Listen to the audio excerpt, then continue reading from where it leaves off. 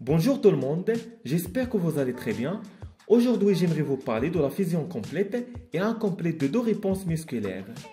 Je vous demande quelques instants d'attention pour vous inviter de devenir un membre de notre compte famille en cliquant sur le bouton abonner ici pour recevoir toutes les nouveautés de la chaîne qui est toujours en relation avec la biologie.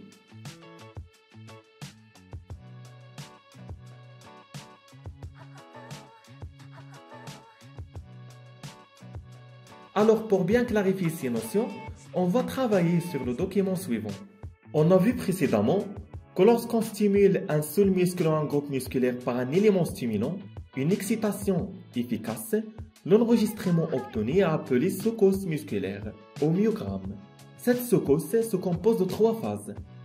La phase de latence correspond à la durée qui s'écoule entre le moment de l'excitation et le moment de début de la réponse, généralement quelques millisecondes, qui représente le temps nécessaire à l'arrivée de l'influx nerveux.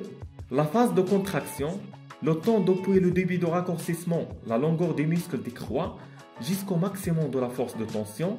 Et la phase de relâchement, la phase au cours de laquelle le muscle reprend ses dimensions initiales. Il est plus long que la durée de la contraction. L'amplitude ici représente la force de la réponse musculaire. Il dit d'une part grâce à l'intensité de l'excitation et d'autre part grâce aux fibres musculaires qu'il contracte.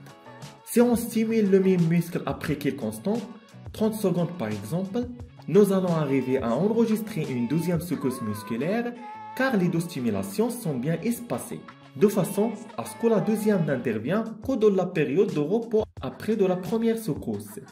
Les deux secousses vont passer ces trois phases, latence plus contraction plus relâchement, et vont posséder la même amplitude, parce que le muscle a subi deux stimulations de même intensité, mais bien espacées.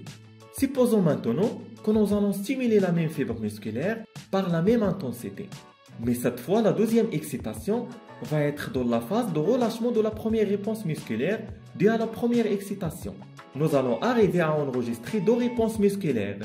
Dans ce cas, on parle d'une fusion incomplète, dont l'amplitude de la deuxième réponse musculaire est plus grande que celle de la première réponse.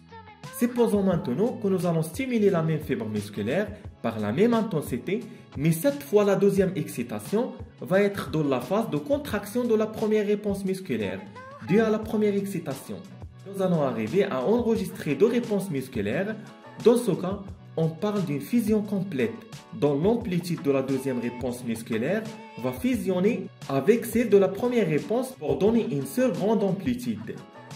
Alors tout simplement, le muscle est capable de fusionner d'une façon complète ou incomplète ses contractions, selon la durée entre la première excitation et l'excitation suivante. Si vous avez des questions, laissez-moi savoir. Merci et à très bientôt.